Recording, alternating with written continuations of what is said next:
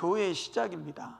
그래서 이 성령의 임재가 교회가 시작되어졌는데, 성령이 임한 다음에 바로 베드로가 뭐 하는 거예요? 설교를 하는 거죠. 그럼 베드로가 설교한 장소는 어디겠어요? 성령이 임한 그 장소겠죠. 오순절 마가의 다락방에서 성령이 임하고 거기 모인 사람들에게 처음 설교를 하는 겁니다. 자, 이 사도행전 2장에 성령이 임하기 전에 제자들이 뭐 했느냐? 뭐 했다고요? 예루살렘을 떠나지 않고 성령을 기다리며 기도했는데 한 가지 더 했어요. 뭐 했어요? 가룟 유다를 대신할 사람을 제비 뽑았다. 그래서 제비 뽑았는데 선택된 사람이 누구라고요?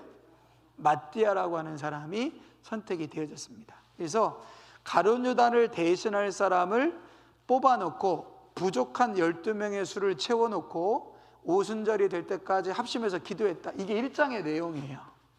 그러니까 1장은 성령 받을 준비를 한 거예요. 성령 받을 준비를 하고 성령이 임했고, 성령이 임하니까 말이 통하기 시작했다. 서로 소통하기 시작했다. 그랬더니 어떤 일이 일어난다? 구원받는 자들의 수가 더해지기 시작했다라고 하는 겁니다. 이게 1장의 2장, 1, 2장의 내용입니다.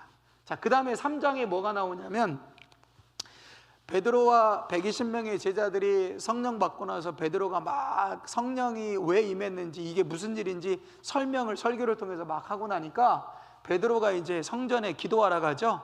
그래서 제9시 기도 시간에 성전에 올라가는데 날 때부터 걷지 못하는 사람이 구걸을 합니다. 그때 베드로가 은과 금은 내게 없지만 나사렛 예수의 이름으로 일어나 걸어가라 라고 말씀할 때 그거 어떻게 해요?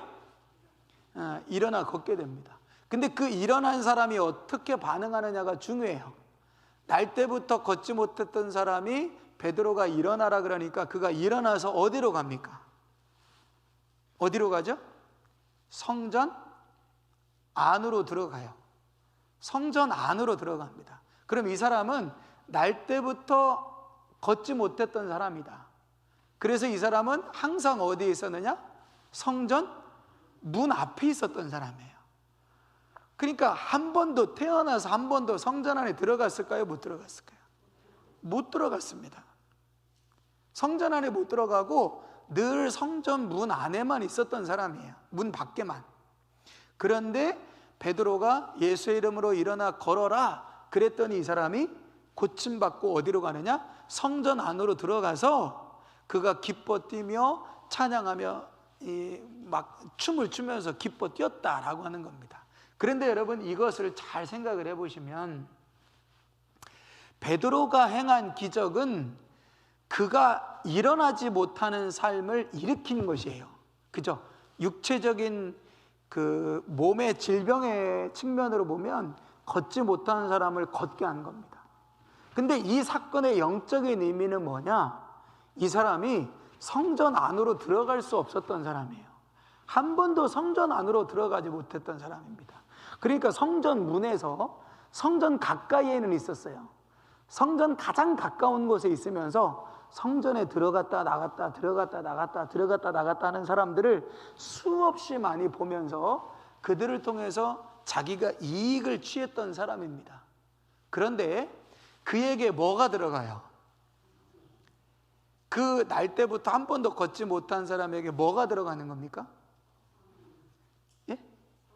성령이 들어갔지만 베드로가 뭐라고 말하냐면 성령의 능력으로 일어나 걸어라 이렇게 하지 않았어요. 은과 금은 내게 없지만 나사렛 예수의 이름으로 일어나 걸어라 그랬어요. 그러니까 이 사람에게 뭐가 들어가냐면 예수의 이름이 들어간 겁니다.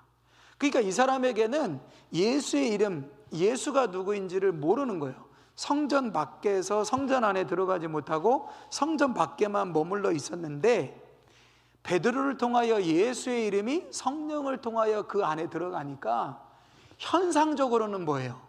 걷지 못했던 사람이 걷게 된 겁니다. 그런데 걷지 못했던 사람이 걷게 되는 현상적 기정보다 더 중요한 건 이 사람이 성전 안으로 들어갈 수 있게 됐다는 거예요. 그게 훨씬 더 중요한 영적 의미입니다. 그러면 이 사람이 성전 안으로 들어갈 수 있었던 이유는 뭐냐? 무엇 때문에? 그 안에 현상적으로는 일어나 걸었기 때문이지만 영적으로 보면 그 안에 뭐가 있었기 때문에, 예수의 이름이 있었기 때문에 들어가는 거죠. 그러면 그의 삶 안에 예수의 이름이 들어가게 하는 것은 누가 한 거냐는 거예요. 베드로가 한 겁니까?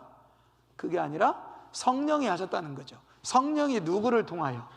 베드로를 통하여 누구의 이름이 그 안에 들어가게 한 거예요? 예수의 이름이 그 안에 들어가게 한 거죠.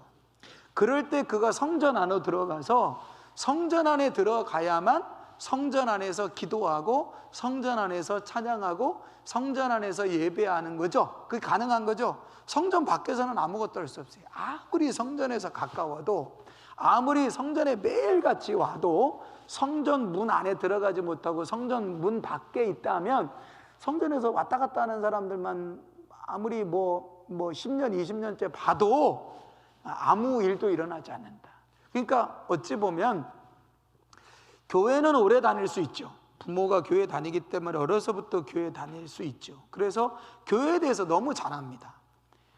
오늘 김씨 또 들어가는구만. 오늘 또 누구 또 제사장 사두개파 김씨, 바리새파 최씨, 지금 김씨, 박씨 오늘도 들어가네. 오늘도 어김없이 오네. 여러분, 날 때부터 안진병이어가지고 거기서 하루 이틀 했겠습니까? 수십 년 동안 거기서 구걸했으니까요, 뻔히 다 아는 겁니다. 누가 들어가는지, 누가 뭐 하는지. 어찌 보면 이 사람이요, 구걸할 때 막 비굴하게 막 주세요 이렇게 안 했을 거예요. 어쩌면 굉장히 당당하게 그 성전의 주인 마냥 좀 줘야지, 오늘은 뭐 없어? 뭐 이렇게 했을 수도 있어요. 일리는 한 게 아니라니까요. 거기서 오랜 동안 그렇게 했다니까요. 그러니까 이 사람 보십시오. 누구보다도 성전에 들락날락 하는 사람들에 관한 비밀, 뭐 이런 것도 있을지 않겠습니까? 상상을 한다면, 바리새인 박씨가 사실은 성전에 기도하러 간다고 해놓고 딴 데 간 거예요. 집에 부인한테는 나 기도하고 올게 그러고서 나갔는데 딴 데 간 거예요. 근데 알리바이를 형성해야 되니까 어떻게 되겠어요? 성전 문에는 잠깐 들어갔다 나와야 되겠죠. 근데 그걸 다 지켜보고 그걸 다 아는 사람 누구겠습니까? 문 밖에서 구걸하더니 안진뱅이. 저 바리새인 박씨 어째 오늘은 기도 1분도 안 하고 그냥 찍고 가네? 저 어디 간디야? 다 알죠. 다 아는 사람입니다.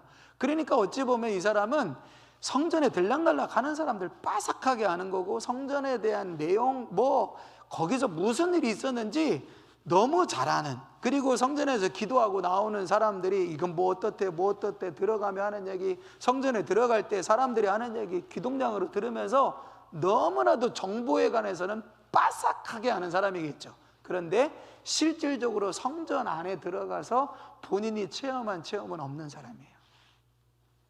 어찌 보면 이 3장에 나오는 이 베드로의 기적, 성령이 임한 다음에 왜 가장 먼저 일어난 기적이 이런 기적일까? 한번 생각을 해보시자고요. 성령이 임하고 나서 베드로가 하필이면 가장 먼저 행한 기적이 제9시 기도 시간에 성전에 기도라 올라갈 때 성전 문에서 그렇게 오랫동안 안진뱅이로 구걸하던 사람을 일으켜서 그 사람을 성전으로 들어가게 한 기적이 베드로가 행한 왜 첫 번째 기적이겠냐고요. 여러분, 이 기적을 생각하면 생각나는 사람 있지 않습니까?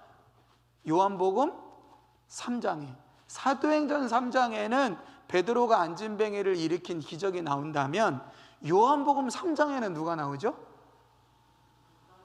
요한복음 3장. 요한복음 4장에는 사마리아 여인과 예수님이 대화한 게 나오고, 요한복음 3장에는 누가 나와요? 니고데모. 어느 날 니고데모가 몰래 예수님을 찾아와서 어떻게 해야 영생을 얻을 수 있습니까? 물어요. 이 니고데모는 율법에 대해서, 하나님에 대해서, 종교 의식에 대해서는 빠삭한 사람입니다. 그런데 예수님이 그에게 뭐라고 말합니까?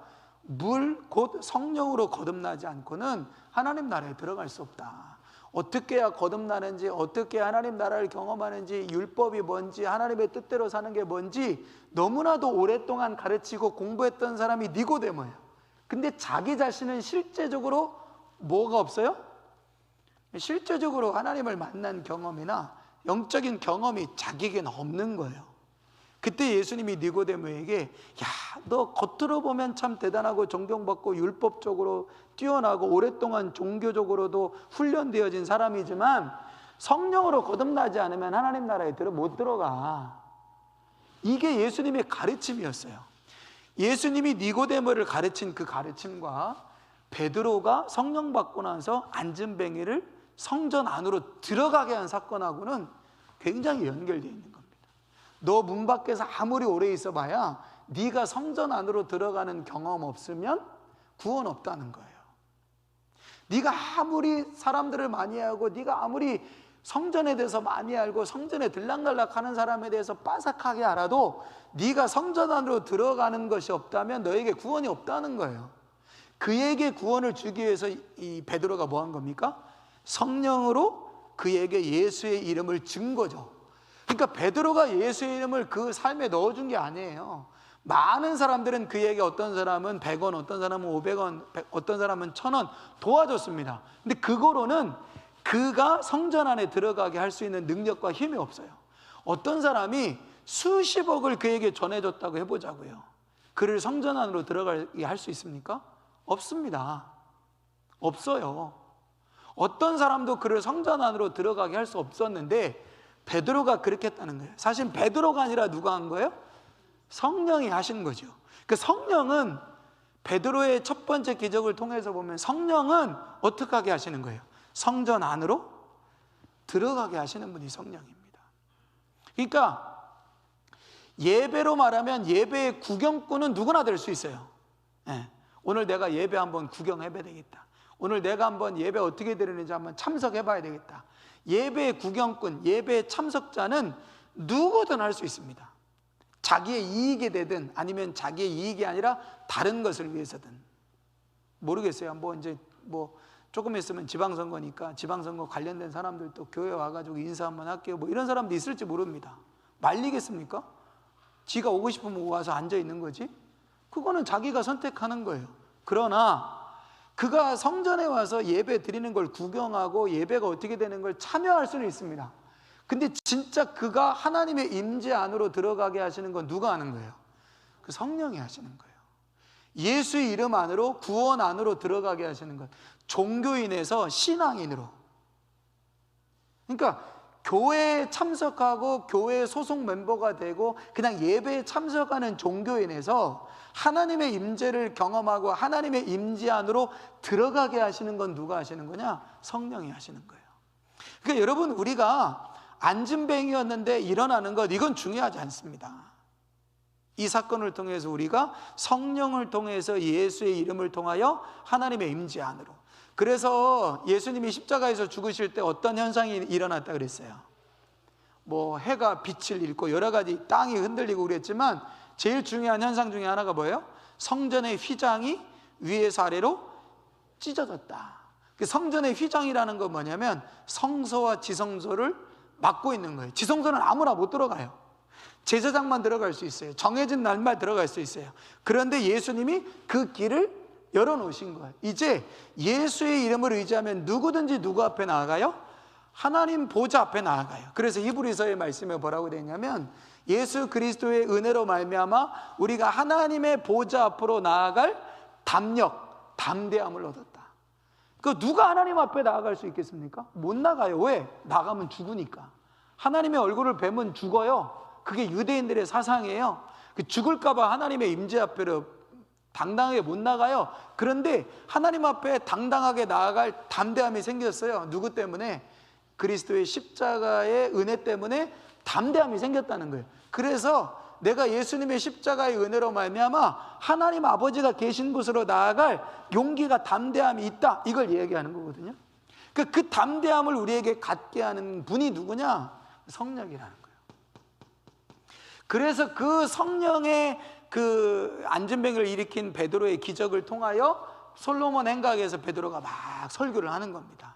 내가 고친 게 아니다, 성령이 하신 거다. 이건 예언되어진 일이다. 성령이, 하나님이 오래전부터 예언하신 일들을 행하시는 거다 하면서 막 솔로몬 이 행각에서 설교를 하는 내용이 3장입니다.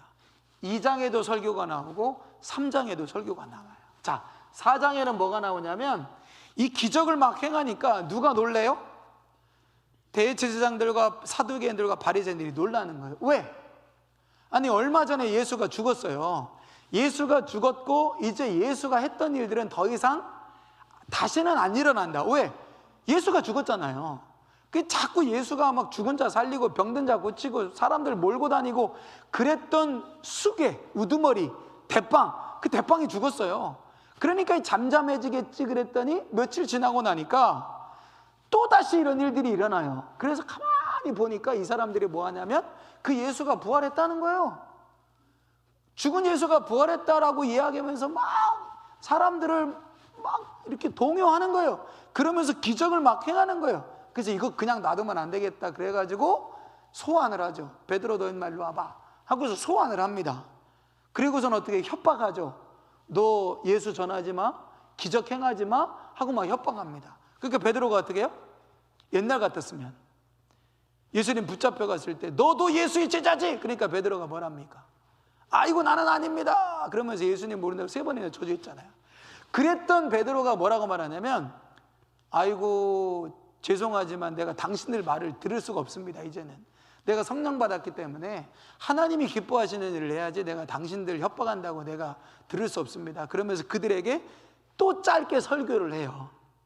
그래서 내가 당신들 협박을 하지만 내가 할 수 없습니다. 그러니까 이 사람들이 베드로를 막 가둬두려고 하죠. 어떻게든 못하게 가둬두려고 하는데 가둬둘 명분이 없어요. 가둬둘 무슨 이유가 없습니다. 명분이 없어요. 그래서 이 베드로를 이제 놓아주게 되죠. 공회에서 놓아주게 되어집니다. 그래서 이 공회에서 돌아온 베드로가 제자들과 함께 모여가지고 다시 뭐예요? 뜨겁게 기도합니다. 그때 다시 한번 이런 표현이 나와요. 그들이 함께 모여 기도할 때 성령이 충만하게 임했다라고 4장 끝말에 언급이 되어집니다. 자, 그게 굉장히 4장 끝말의 표현이 중요한데, 자, 그러고 난 다음에 5장에 무슨 얘기가 나오냐면 사람들이요 막 성령에 충만하니까 어떻게 하냐면 자기 재산을, 자기 소유를 팔아가지고 제자들의 발 앞에 놓으면서 하나님 이게 주님의 일을 위해서 쓰면 좋겠습니다 하고서 그 당시 예루살렘에 굉장히 큰 기근이 와요. 여러분 한번 생각해 보세요. 예수님 부활하시고 죽으셨어요? 십자가에서 죽으시고 부활하셨어요? 승천하셨어요? 성령 임했어요? 제자들이 막 성령 충만해가지고 설교하고 막 하고 하는데 실제적으로 삶은 뭐냐? 기근이에요. 여러분들이 막 작년 재작년에 성령 충만해서 성령 받았다고 생각해 보세요. 성령 받고 성령으로 뜨거워졌는데 코로나야. 그래서 마스크 쓰고 다녀야 돼. 전도도 못해. 뜨겁게 기도도 못해. 그런 상황이에요. 제약이 많은 거예요. 자, 초대교도 마찬가지예요. 제자들이 성령 받고 나서 막 뜨겁게 예수님이 하셨던 일을 막 뭔가를 해보려고 하는데 상황은 어떠냐? 기근이에요. 여러분, 기근이면 사람들이 복음을 들으려고 하겠습니까? 배고픔을 먼저 해결해 달라고 하겠습니까? 배고픔을 먼저 해결해 달라고 그러겠죠. 그러니까 여러분, 지금도 전 세계의 아주 가난한 나라에 복음을 전하려면 먼저 뭘 줘요? 먼저 빵을 줘요. 먹을 걸 줘요. 그들에게 먼저 우선은 뭡니까? 배고픔을 해결하는 거예요. 그냥 먹고 살만한 사람들에게는 그게 중요한 문제가 아니지만 오늘 한 끼 어떻게 먹어야 되는가 하는 거를 고민하는 사람들에게는 그 사람을 데려다가 먼저 뭐 해야 돼요? 너 이리 와봐. 오늘 먹을 거 없지? 자, 내가 먹을 거 줄게 하면서 빵을 줘야 돼요. 그리고 빵과 함께 뭘 전합니까? 복음을 전하는 거예요. 우리도 그랬잖아요. 우리도 그랬습니다. 우리도 6.25 전후에 가난하고 먹을 게 없을 때, 그죠? 선교사들이 또 외국의 수많은 후원자들이 먹을 걸 주면서, 빵을 주면서, 건빵 주면서, 초콜릿 주면서, Do you know Jesus? Jesus? 디저스 이러면서 처치 컴 바이블 컴 해가지고 뭐래? 초콜릿 그러면 초콜릿 준다고 가봤더니 달콤한 초콜릿을 주면서 뭘 알려줘요? 복음 성가도 알려주고 성경도 알려주고 어떻게 글을 좀 배워볼래? 글? 무슨 글? 한글, 영어. 그러면서 영어 알려주고 성경 알려주면서 지저스, 바이블, 가스펠, 갓, 뭐 이렇게 성경에 대한 얘기를, 복음을 전하는 거죠. 초콜라트? 복음? 초콜라트? 복음? 뭔지 헷갈려요. 그래서 초콜라트 때문에 복음에 가까워지다가 예수 믿고 의심하고, 여러분 그게 우리나라의 사실 역사잖아요. 지금도 전 세계에 좀 하루 한 끼 먹을 게 없는 사람들한테는 복음을 주기 위해서 빵을 먼저 주고 그 빵을 통해서 복음이 들어가게 하는 거죠. 자, 보세요. 예루살렘에 엄청난 기근이 있었습니다. 사람들이 얼마나 삶이 피폐했겠습니까? 상류층이나 부자들은 별로 기근이 와도 영향을 안 받아요. 그런데 가난한 사람들은 기근이 오면 굉장히 극심합니다. 그런데 복음이 어디에서부터 시작되냐면, 상류층에서도 복음이 들어가지만 사실은 가난한 자들, 굶주린 자들, 병든 자에게부터 복음이 시작되는 거거든요.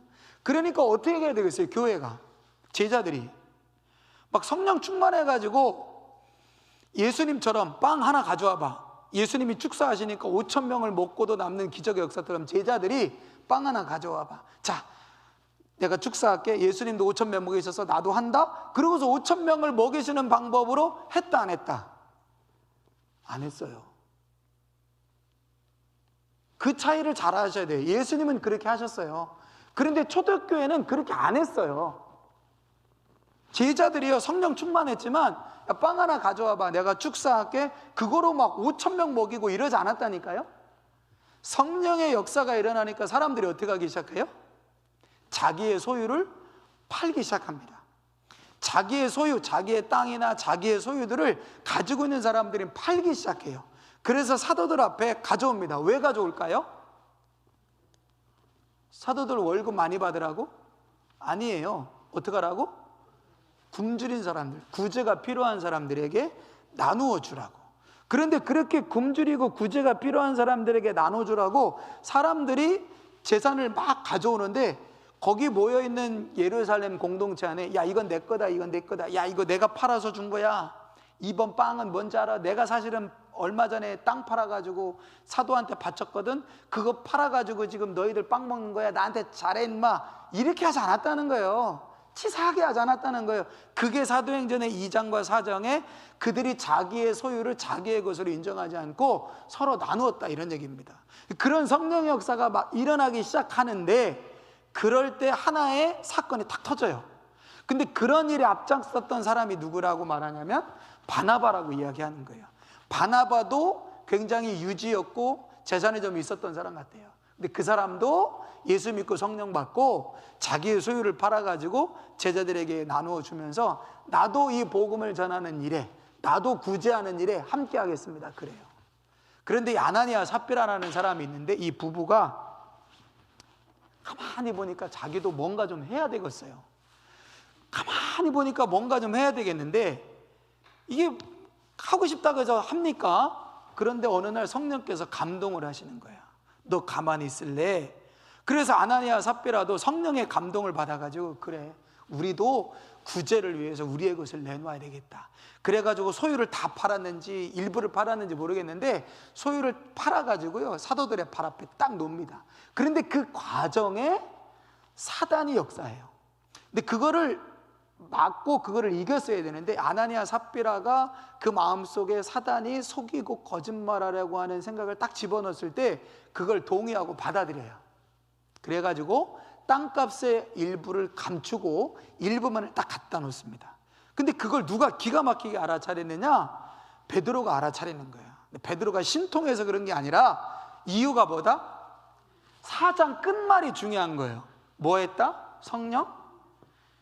충만했다는 거예요. 그러니까 지금 성령이 충만했다는 건 성령이 지금 아주 예민하게 역사하고 있다는 거예요.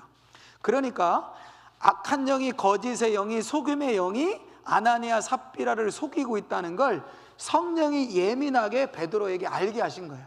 그래서 베드로가 묻습니다. 너 이거 진짜 전부가 맞냐?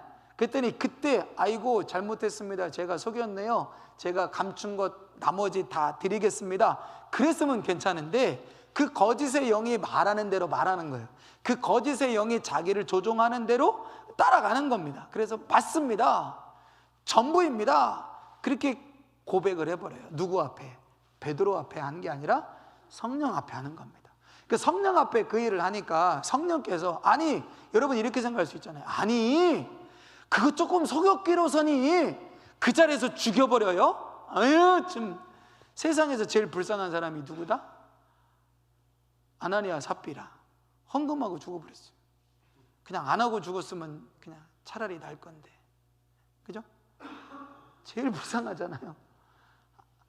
뭐 이런 말이 있잖아요. 가다가 아니 가면 아니 간만 못하다. 그러니까 옆에 사람이 이러죠. 가다가 아니 가면 간 만큼은 간 거다. 어떤 말이 맞는지 모르지만 어쨌든 아나니아 삽비라가 자기의 소유를 판 것에 대해서 감추고 속이니까 죽어버려요. 아나니아도 죽고 삽비라도 죽고. 왜 죽였습니까? 이 아나니아 삽비라의 거짓과 아나니아 삽비라의 그 거짓과 속임을 용인하기 시작하면 성령의 역사는 깨지기 시작하는 거예요. 그게 성령께서 초대교회 성령의 강력한 역사가 양보가 안 되는 겁니다. 이 일이 있은 다음에 사람들이 어떻게 해요? 두려워 떨어요. 누구를 두려워 떨어요? 베드로를 향한 두려움, 떨림이 아니에요. 성령이 어떻게 저걸 아셨을까? 저 속였다는 것을 아나니아 삽비라밖에 몰랐을 텐데, 누가 부동산 업자가 몰래 와가지고 찔러준 것도 아닐 텐데 어떻게 알까? 그래서 그 초대교회 이 사람들이 보고 어떻게 했겠어요? 다시 긴장을 하겠죠. 이게 속이는 게 안 되는구나, 정직해야 되는구나. 그래서 아나니아 삽비라의 사건을 통해서 다시 한번 어떻게 돼요? 거짓의 영, 속임의 영이 그 공동체를 침범하지 못하도록 자각하는 사건이 일어나게 되어집니다. 자, 그리고 나서 5장에 무슨 사건이 기록되냐면, 이제 이 베드로가 자꾸 이런 일들을 행하니까 소문이 안 나겠어요? 아나니아 삽비라 죽었더라, 그 대단하더라, 베드로 속이니까 그거 다 알더라, 웬만한 점쟁이보다 더 하더라, 알잖아요. 그러니까 이 사두개인들과 종교지도자들이 난리가 난 겁니다. 이걸 어떻게 해야 되냐, 막아야 되는데 이게 어떻게 해야 되느냐 막 하고 막 서로 논쟁하는데, 바리새인들 중에 오늘날로 말하면 서울대 뭐 석좌 교수, 뭐 아주 막 그냥 대교수, 서울대 교수 중에서도 가장 속된 말로 연륜이 있고 경륜이 높은 가말리엘이라고 하는 사람이 이제 얘기를 하는 거예요. 내가 가만히 보니까 그 사람들 막을 도리가 없네. 뭐 막을 방법도 없고 막을 근거도 없고 아무것도 없네. 이렇게 바리새인의 어른인 가말리엘이 그 성령의 역사하심을 막을 수 없다는 것을 간접적으로 우회적으로 드러내는 증언을 하게 되었습니다. 그리고 난 다음에 6장에 이제 어떻겠어요? 사람들이 자기의 소유를 팔아다가 사도들 앞에 두니까 구제할 재산이 많아지니까 구제를 받기 위한 사람들이 많이 모이겠죠. 그러니까 너도 나도 빵이 필요한 사람들이 제자들에게 모여들기 시작합니다. 복음 때문에 모여든 게 아니라 빵 때문에 모여드는 거예요. 그래서 빵을 나눠주고 먹을 것을 나눠주면서 예수의 복음과 하나님 나라의 복음을 막 전하기 시작하는데 문제가 생기기 시작해요. 무슨 문제? 히브리파 유대인과 헬라파 유대인, 그러니까 이방인인데 유대인이 되어진 사람과 원래부터 유대인이었던 사람들 사이에서 갈등이 일어나는 겁니다. 어떤 사람은 빵을 더 주고 어떤 사람은 빵을 덜 주고, 이런 것 같은 문제들이 자꾸 일어나는 거예요. 밥을 배식을 해주는데 저 사람한테는 고기를 조금 주는데 많이 주는데 나한테는 고기를 조금 준다. 저 사람은 빼빼 말라가지고 고기를 한 5점만 줘도 되는데 저 사람은 많이 주고, 나는 많이 먹는데 10점, 20점은 줘야지 어떻게 저 사람하고 나하고 똑같이 주냐. 이런 갈등이 막 생기기 시작하는 거예요. 그러다 보니까 사도들이 이거 안 되겠다. 구제에 관한 문제가 너무 커지는 거예요. 왜? 그만큼 기근이 있기 때문에 구제할 수밖에 없는 상황이 되는 겁니다. 그러니까 사도들이 결정을 해요. 야, 이거 구제하다가 치이겠다. 원래 사도들은 뭘 해야 되는데? 복음을 전하고 말씀을 전하고 하나님 나라의 도를 전해야 되는데, 사람들에게 구제하고 사람들에게 빵 나눠주는 일을 하는데 너무 많은 에너지와 너무 많은 시간을 뺏기니까 안 되겠다. 이 일을 할 사람을 맡기자. 그래서 뽑은 사람들이 누구예요? 7 집사입니다. 7 집사. 집사라는 말이 뭡니까? 집사.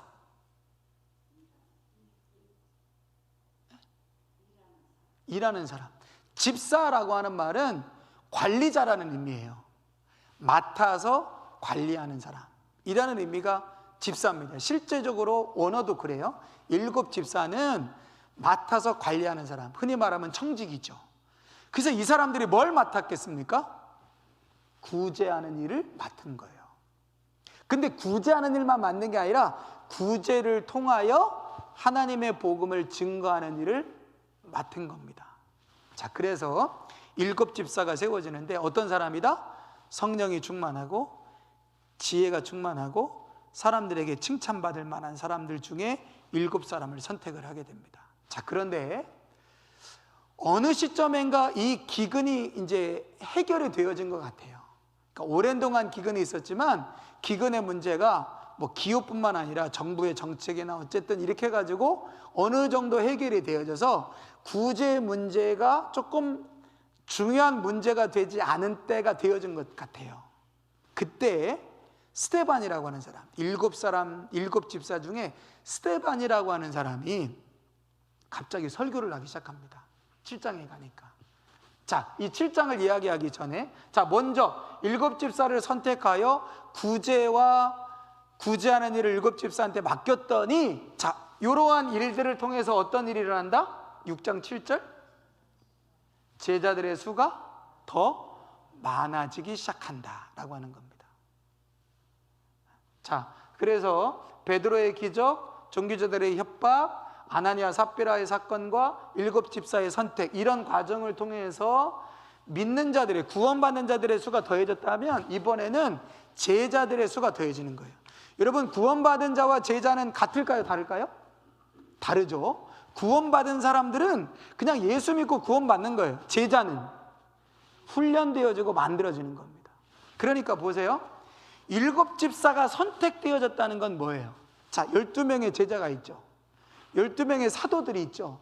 사도들이 사도들 중심으로 하나님 나라의 복음을 전하고 기적을 행하고 구제 일들을 행했는데 사도들이 아닌 또 다른 리더를 세운 거예요. 7 집사라고 하는 구제를 담당하는 리더를 세운 겁니다.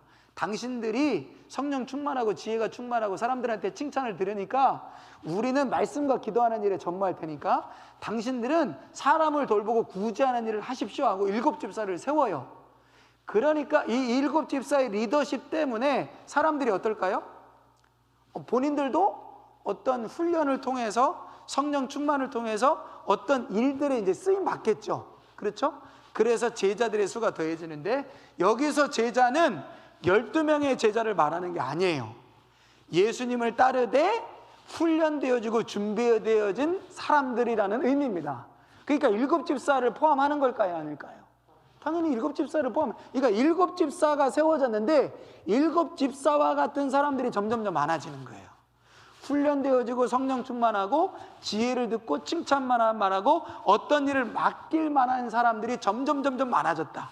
그러니까 처음에는 구원받는 자들의 수가 더 많아졌는데 이제는 어떤 의미에서는 일을 맡겨질 만한 일꾼들이 많아졌다는 의미가 있는 거예요. 여기까지. 자, 그런데 이 이야기가 딱 끝난 다음에 스데반이 아까 말씀드렸죠? 구제에 관한 일들이 조금씩 줄었던 것 같아요. 그러니까 스데반이 설교를 하죠. 구제하는 일에 바빴으면 이렇게 안 했을 거 아닙니까? 어느 날 스데반이 복음을 전하다가 막 설교를 합니다. 그러니까 그 설교를 듣던 바리새인들이 어떻게 해요? 화가 납니다. 근데 화를 내는데 사도행전에 뭐라고 표현되어 있죠? 이를 갈았다. 이를 갈았다. 왜요? 스데반이 하는 설교의 내용이 뭐냐면 예수가 하나님의 아들이신데 구약부터 쭉 얘기합니다. 구약의 역사를 쭉 이야기한 다음에 예수가 구약에 예언되어진 그 메시아인데 바리새인들, 종교자들 당신들이 그 예수를 죽였다, 십자가에 못 박았다 이러니까 바리새인들이 막 열이 받은 거예요. 그래가지고 어떻게 해요? 스데반을 돌로 쳐 죽입니다. 스데반이 왜 죽였느냐? 설교를 너무 길게 했다. 7장이 다 설교예요. 스데반의 설교. 여러분, 스데반의 설교 읽다 보면 숨 넘어가요. 너무 길어서. 그죠? 왜 돌에 맞아 죽었느냐? 스데반이 짧게 설교했으면 그래도 죽진 않았을 텐데 너무 길었다. 옳은 말을 너무 길게 했다. 그래서 열받아 가지고 죽였다. 그러니까 7장이 굉장히 긴데 그게 다 스데반의 설교예요. 그래서 돌로 쳐 죽이는데 스데반이 죽을 때 어떻게 해요? 환하게, 정말 어떤 슬픔과 어떤 두려움도 없이 그들을 용서하면서 죽죠. 마치 누구처럼, 예수님이 십자가에서 죽으시는 것처럼 스데반의 순교를 하게 되어집니다. 그런데 그 스데반의 순교의 장소에 누가 있었다? 사울이 있었다. 이때 사울이 스데반의 순교를 보면서 약간 오락가락하기 시작한 거예요. 도대체 저 인간은 뭔데 죽으면서 저렇게 평안하냐? 도대체 저 인간은 뭔데 저렇게 죽으면서도 당당하냐? 도대체 저 인간은 뭔데 죽으면서 저렇게 얼굴이 평안하냐? 저 인간은 도대체 뭔데 돌로 쳐 죽이는 우리를 용서하냐? 그때 마음이 약간 헷가닥하고 흔들리기 시작하는 거예요. 그러다가 언제? 다메섹으로 가는 도중에 예수 믿는 사람들을 잡아와라 라고 하는 체포 명령을 가지고, 이때만 해도 사울이 무슨 일을 하는 거였냐면요, 오늘날로 말하면 검사까지는 아니고 검사와 함께 일하는 파견 경찰관 정도? 그렇게 하면 조금 너무 약하고, 어쨌든 사내들인 공의회가 법적인 권한을 가지고 있었거든요. 체포영장을 발부하는 그런 기관이었는데, 검사라고 보면 되시겠네요. 사내들인 공의회가 법원이라고 본다면, 체포영장을 발부했다면 일종의 검사 역할을 하는 것이기 때문에 예수 믿는 사람들, 하나님을 모욕하는 사람들을, 다메섹에 모여있는 사람들 잡아와라, 그래가지고 이제 가는 겁니다. 가는 길에 예수님을 만나게 되죠. 그런데 이 사울의 회심이 있기 전에 어떤 일이 일어나냐면, 빌립이라는 사람이 있어요. 예수님의 그러니까 7 집사 중에 한 사람인 빌립이 어떻게 해요? 사마리아로 가서 이제 전도를 합니다. 사마리아에 가서 전도를 하는데 사마리아 사람들도 어떻게 해요? 성령 받아요. 그래서 사마리아 사람들도 성령 받는다는 이야기를 듣고 베드로가 이제 내려가죠. 베드로가 내려가서 사마리아에서 복음이 증거되어지는 일들을 경험하게 되고, 또 빌립이 또 누구를 만나요? 이디오피아에서 절기를 지키러 예루살렘에 왔다가 돌아가는 내시, 어떤 이제 관료를 만나게 됩니다. 근데 그 사람이 뭘 읽냐면 이사야서의 일부를 읽고 있어요. 근데 도저히 이해를 못합니다. 그러니까 너 무슨 얘기인지 아냐? 무슨 얘기인지 잘 모르겠다. 그럼 내가 풀어줄게. 그러면서 그 이사야에 예언된 메시아가 올 것에 대한 이야기를 하면서 예수에 관한 복음을 증거하게 되죠. 그래서 사마리아 전도와 이방인 전도가 시작이 되어졌다라고 하는 것을 이 8장에 설명을 합니다. 그래서 1장에 뭐라고 되어 있어요? 너희가 성령이 임하시면 어디서? 예루살렘과 유대와 사마리아와 땅끝까지 증인이 되야 된다 그랬잖아요. 그러니까 예루살렘에서 성령이 임했죠. 그리고 나서 유대에 복음이 증거되어져. 이게 이제 유대의 복음이 증거되어지는 내용이고, 사마리아의 복음이 증거되어지는 건 이 8장에 빌립을 통해서 증거가 되어진다고 말하는 것이고, 자, 여기까지 있은 다음에 이제는 사마리아에도 복음이 증거되어졌으니까 땅끝까지 복음이 증거되어야 되잖아요. 그러면 땅끝에 복음을 증거하는 사람으로 하나님이 누구를 택하신 거예요? 사울을 택하신 거예요. 그래서 여기 사울이 회심하는 사건이 일어납니다. 그래서 사도행전 9장에 하나님이 사울을 만나시고 그를 만나주시면서 사울에게 뭐라고 말씀하세요? 너는 나를 위하여, 누구를 위하여 택한 그릇이다? 이방인을 위하여 택한 나의 그릇이다.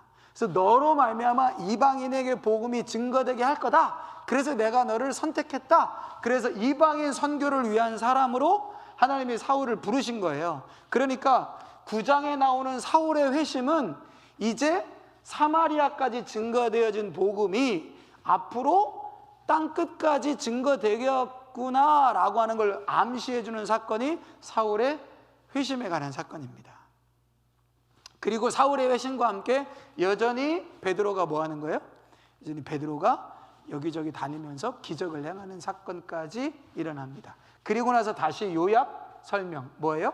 9장 31절, 교회가 평안하여 든든히 서가고 하나님을 경외하는 것과 성령의 위로가 날마다 더해져 갔다. 자, 그런데 이 요약 질문에는 반대되는 상황이 있어요. 왜? 자, 교회가 평안하여 든든히 서가고, 평안으로 든든히 서가고 하나님을 경외함과 성령의 위로가 더해졌다 그러는데, 상황은 어때요? 핍박의 상황입니다. 지금 누가 죽었어요? 스데반이 돌에 맞아 죽었어요. 사울은 어떻게 해요? 예수 믿는 사람들을 감옥에 가둬요. 그러니까 여기에 우리가 아주 디테일하게 살펴보지 못한 것들이 있는데, 이런 일들이 있을 때 어떻게 해요? 교회에 계속 핍박이 옵니다.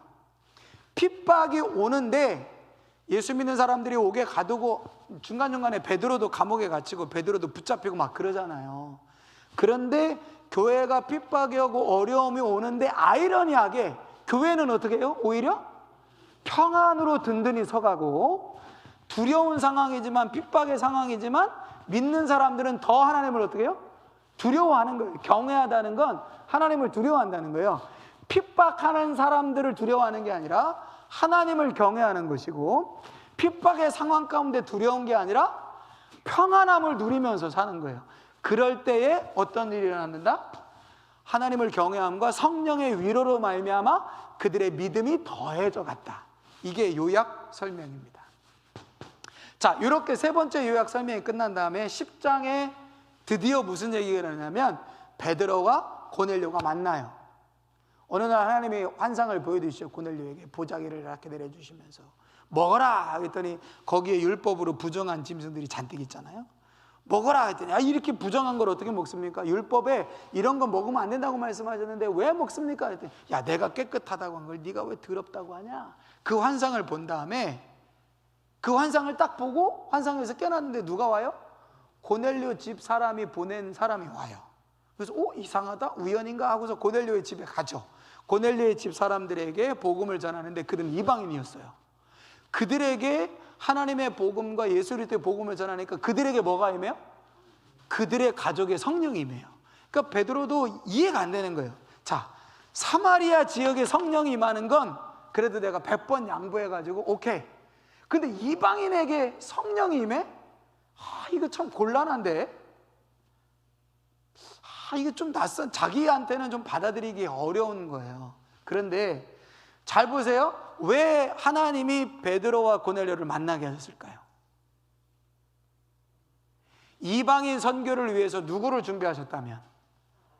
직접적으로 사울을 회심시켜서 이방인 선교를 직접 할 수 있도록 사울을 준비하셨다면, 여러분이 사울이 이방인 선교를 할 때에 실질적으로는 누구의 동의가 있어야 돼요? 베드로의 동의가 있어야 됩니다. 12 사도들의 용인이 필요해요. 일종의 허락이 필요한 거예요. 왜? 사울은 사도의 권한이 없습니다. 근데 이때까지만 해도 교회의 어떤 가장 강력한 리더십은 누구예요? 베드로를 중심으로 한 12 사도들이잖아요. 그러니까 이걸 용인을 해줘야 돼요. 그런데 사울이 나 회심했으니까, 나 이방인 선교를 부름받았으니까 나 이방인 선교하랍니다. 그래, 그럼 네 알아서 해라. 이렇게 하면 안 되잖아요. 베드로도 그걸 용인을 하고 용납을 해줘야 되잖아요. 그러려면 베드로가 먼저 어떻게 해야 돼요? 본인이 경험을 해야 돼요. 이방인에게도 성령이 임한다는 걸 본인이 경험을 해야 용인을 해줄 거 아니에요. 그러니까 하나님이 베드로와 고넬료를 만나게 하셔서 이방인 고넬료의 집에도 성령이 임하는 사건을 자기가 직접 경험하게 하는 거예요. 그렇게 베드로가 고넬료를 만나서 이방인에게 성령이 임하는 것을 체험한 다음에 11장에는 그 사건을 자기 사도들, 동료들에게 설명을 해주는 겁니다. 내가 이런 환상을 봤는데 그때 고넬료 집 하인이 나를 찾더라. 그래서 내가 가서 아무리 생각해도 성령께서 나에게 예수 그리스도의 하나님 나라의 복음을 증거하라고 말씀하셔서 증거했더니, 아니 그들에게도 성령이 임하더라, 이방인에게도 성령이 임하더라, 막 피를 토하면서 자기도 잘 모르겠는데 어쨌든 자기에게 일어난 일을 제자들에게 막 설명을 해주는 겁니다. 그러니까 자기의 경험을 누가 공유하는 거예요? 12 제자가 다 공유를 하게 되어지는 거죠. 자, 이제는 이 사건을 통해서 어찌 보면 사마리아를 넘어서 이방인 선교를 위한 준비가 다 된 거예요. 사울도 회심했죠. 베드로도 이방인에게 성령이 임하는 걸 자기들이 경험했죠. 12제자 동료들에게 다 설명해 줬죠. 자, 이때 이런 상황에 무슨 일이 일어나느냐? 야고보가 순교를 당합니다. 베드로와 가장 강력한 리더십을 발휘했던 사람이 누구냐? 야고보였어요. 예수님의 12제자 중에 한 사람이었던 야고보가 순교를 당합니다. 그런데 로마는 뭘 계획하고 있었어요? 야고보만 죽이는 게 아니라 누구도? 베드로도 죽일 계획을 갖고 있었어요. 그런데 하나님이 야고보는 죽게 내버려 두셨어요. 어떤 분들은 또 이러죠. 아니, 하나님 야속하십니다. 왜 누구는 죽이고 누구는 살립니까? 야고보도 살리려면 살리고 베드로도 죽이려면 같이 죽여버리지, 왜 야고보는 죽게 하고 베드로는 살립니까? 어쨌든 야고보는 죽고 베드로가 처형당할 다음날 처형당하는데, 그날 밤에 하나님이 천사를 보내셔서 베드로를 옥에서 끄집어내시죠. 베드로를 살리십니다. 왜 살리셨을까? 순교하는 사람도 필요하지만 누구도 필요해요. 앞으로 이방인 선교를 위하여 쓰임받을 사울의 사역을 뒷받침해 줄 사람이 필요해요. 만약에 야고보하고 베드로가 다 이때 순교를 당했으면 사울의 이방인 선교는 굉장히 힘을 잃었을 겁니다. 왜? 누가 그 정당성을 부여해 줘야 돼요? 베드로와 야고보 같은 사람들이 그 정당성을 부여를 해줘야 돼요. 여러분, 사도 바울이 뭐라고? 보세요. 예수 믿는 사람들을 잡아 옥에 가두던 사람이에요. 근데 그 사람이 하루아침에 변해가지고 나 이방인 선교하렵니다 그러면 누가 동의해 주겠냐고요. 처음에 베드로나 제자들도 바울이 왔을 때 동의를 안 하잖아요. 받아들이지 않잖아요. 근데 그 옆에 누가 있어요?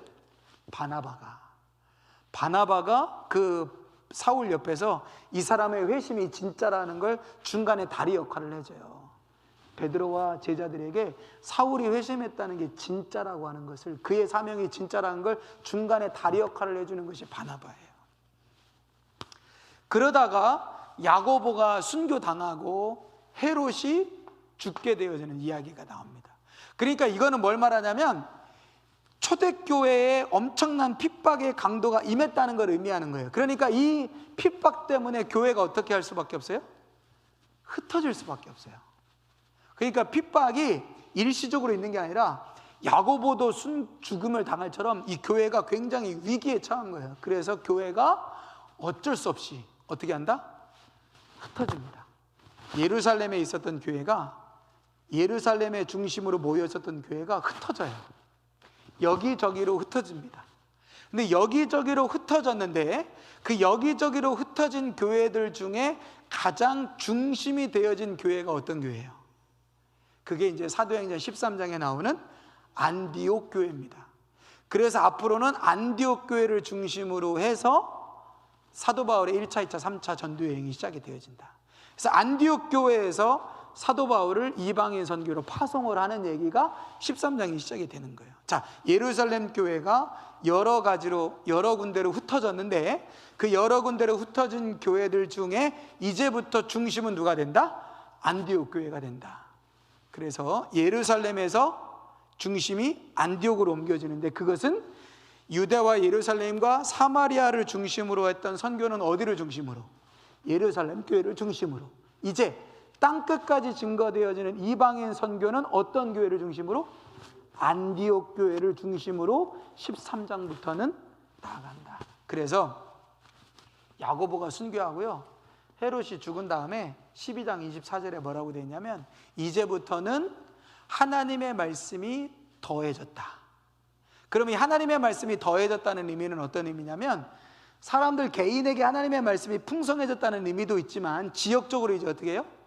예루살렘, 유대, 사마리아에만 갇혀 있는 게 아니라 이방인들에게, 전 열방에게 하나님의 말씀이 막 흥황해서 막 뻗어나가게 되어졌다라고 하는 것을 보여주는 요약 설명입니다.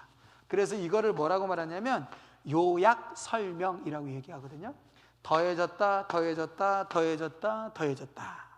사도행전 1장부터 12장까지의 역사는 성령의 역사인데, 성령의 역사는 더해지는 역사다.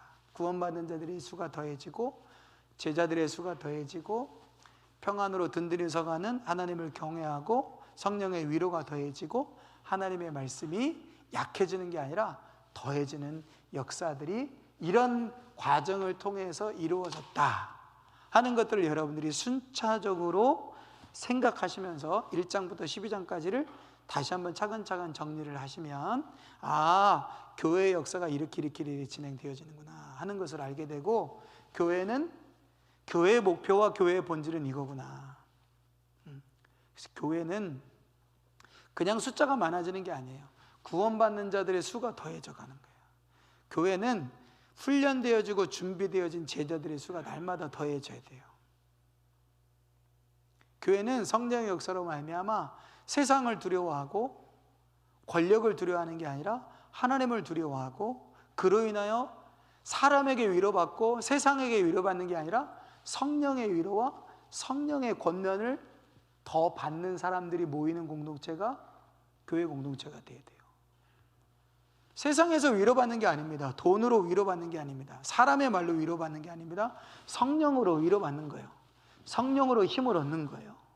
밥 먹고 힘을 내는 게 아니라 성령의 위로로 힘을 얻고, 어떤 일이 잘 돼서 힘을 얻는 게 아니라 성령의 위로로 힘을 얻고, 세상을 두려워하고 질병을 두려워하고 어떤 무엇을 두려워하는 게 아니라 하나님을 두려워하며 살아가는 공동체가 되어지는 것이 교회의 본질이고, 나아가서 하나님의 말씀이 힘이 있어가지고 뻗어가는, 여러분, 한 개인으로 보면 우리 안에 하나님의 말씀이 채워지고 채워져야 됩니다. 그래야 수압이라 그러죠. 수돗물을 딱 틀었을 때 수압이 세면 물이 멀리 나가잖아요. 물이 멀리 나가게 하려면 이게 구멍을 탁 좁혀 놓으면 물이 쫙 나가죠. 그런데 수압이 약하면 나가다가 하지 않습니까? 물의 압력은 뿜어주는 힘도 있지만 양과도 마찬가지예요. 그렇죠? 여러분, 예를 들어서 댐이 있는데 댐에 물이 한꺼번에 막 쏟아지면 그 압력으로 전기라는 게 생기잖아요. 영향이 생기죠. 높은 곳에서 낮은 곳으로 수많은 양이 떨어질 때 압력으로 인하여 전기가 생기듯이, 우리 안에 하나님의 말씀이 팍 채워져야 그 하나님의 말씀이 내에게서 딱 나갈 때에 영향을 주는 거죠. 더 영향을 주는 겁니다. 사람의 심령 깊숙한 곳에도 영향을 주고 많은 사람에게도 영향을 주는 거죠. 그러려면 우리에게 하나님의 말씀이 더 더해지고 채워지는 것이 필요하다라고 하는 거죠. 그게 바로 교회의 역사고 교회의 본질이고 교회의 성령이 일하시는 모습이었다. 그래서 언제나 우리가 초대교회로 돌아가야 된다, 초대교회의 모습을 회복해야 된다 그랬을 때 기적이 아닙니다. 기적이 중요한 게 아닙니다. 초대교회는 기적이 일어났다, 우리도 기적이 일어난다. 물론 기적이 일어나면 좋겠죠.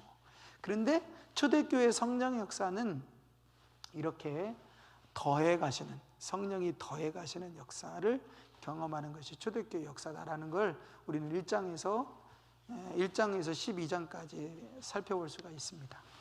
자, 그리고 한 가지만 더 제가 오늘 말씀을 드리면, 저 페이퍼 보시면 사도행전 첫 번째 페이퍼 보셨죠? 받으셨으면 거기 보십시오. 로마의 도로, 거기